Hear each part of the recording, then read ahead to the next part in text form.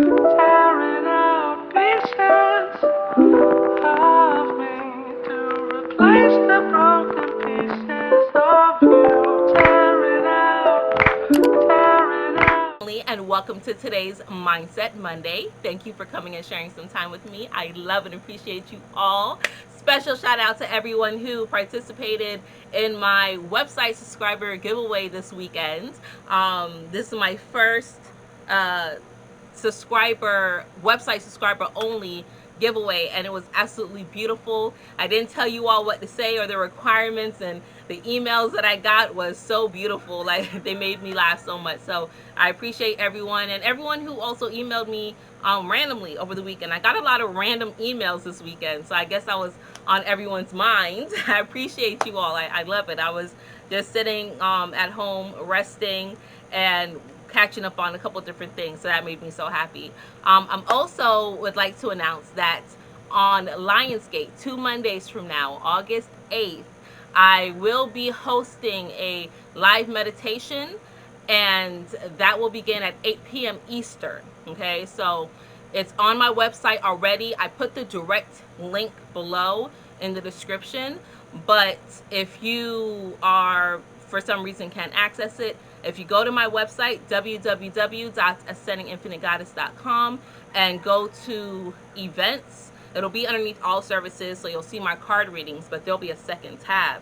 And on that tab, you'll see the meditation link. So it is $888 to participate. I was going to do it for free, but Spirit said put a number on it, okay? And it will be recorded, so you can replay it, because the meditation that I'll be doing, I recommend you do it consecutively for 7 days. And then from there on, wherever you feel you need a refresher, but definitely for 7 days straight to help implement that. And the energy of us all doing it together will only amplify it. So I am 100% thankful and grateful for all of you all, and let's continue to grow together. So today we are going to talk about how to be a social engineer, okay, of your own life. Engineering is hard, right? A lot of people who are engineers, they are T people, they're technical, right? They got to know every detail. They need to make sure they're understood. They need to make sure that they understand. They will ask questions. They will do their research. They are, most likely categorized as a nerd, right? But engineers are right there along with science, right? They're biochemists, and their engineers fit so many different categories. So it's a lot of time that laymen, we don't want to be engineers, right? We rather someone else do the engineering for us. And at times I fell into that category because my husband is an engineer. He's an engineer by spirit, and he's also an engineer by degree. So he's a double whammy. But I am more of a relationship. So I've definitely fallen in the layman category where I can't allow certain relationships to engineer things in my life for me. And a lot of people are fit into that genotype, right? Or fit into that category, if you rather. I shouldn't say genotype. They fit into that category. So becoming a social engineer of your own life while being a relationship person can be a little bit, like on a rocky road, okay? That doesn't mean that you're incapable of doing it, because I control all areas of my life. There's nothing that happens in my life that I don't allow or I haven't orchestrated by some actions, right? That's part of my magic. That's part of me, who I am. That's my lifestyle and everything that I do. It doesn't matter if I'm grocery shopping or leading a meditation. I live in that energy at all times. So being a social engineer mentally, getting to that point takes a lot of discipline. So learning to set boundaries right off the gate in anything. If you decide that you only want to exert a certain amount of energy doing this specific project for this period amount of time, set that emotion beforehand. Speak it over with yourself. Tell yourself this is what you're doing, and stick to it, right? Help facilitate that energy so you don't feel overwhelmed when it gets to be too much, right? Sometimes as a relationship person, if your relationship with yourself is not solid, it will be difficult. It'll be difficult for you to stick to your promises and yourself. Okay? When you deal with an engineer, they make sure that all their information is presented to their findings, to their own liking. It doesn't matter what someone else has said. It doesn't matter if another engineer has come to them and said, hey, here this is. They will come back and say, nope, this is my findings, right? They rely heavy on themselves. And we, as human beings, we are social butterflies by nature. So we have a desire to connect or communicate with other beings. And depending on where your energy, what category your energy falls into, you can start to see that your socialism is being put in a box or being put in too many different categories.